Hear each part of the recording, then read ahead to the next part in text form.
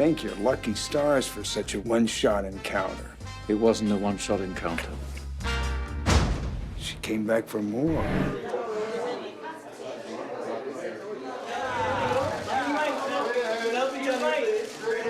Why did I decide to take this character? Because my agent called me and said, you've been offered a part in a picture with Sir Ben Kingsley and Penelope Cruz. I said, great. I love the film. I've been attached to the project for 5 years, and since I read the book 5 years ago, I knew I wanted to do this movie. We had to go through a lot of different stages, a lot of different people were going to be part of it.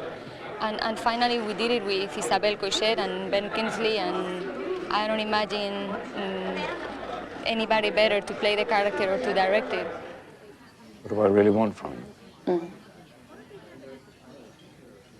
You spend your whole life going through relationships without ever really bonding with anyone. So at least I would like to know who I am for you. The main character, he's like 60, 64, but in his mind he's 14, and sometimes he acts like he's 7.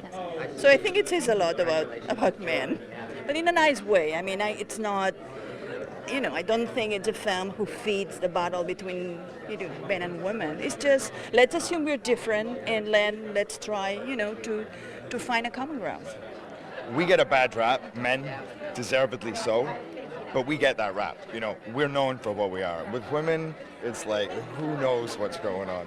And you can't blame them for anything. It's like, how dare you say that, With men, it's like, all right, you know what? I'm a dog. I'm sorry. The game's over. And it's like, we all know. We know who we are.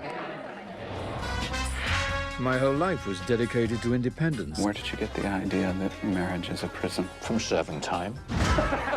I think most people are afraid of commitment because they haven't found the right person and they're right. And they should be afraid. When it's the right thing, I think it usually all falls into place without an enormous amount of struggle. I think relationships can sink or swim no matter, you can be 14, you can be 89.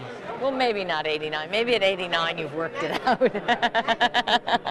Oh, God, please. After a lifetime of silence and betrayals, lately Amy and I have been finding each other again. You and Amy, your wife, are you feeling okay? Yes, I feel okay.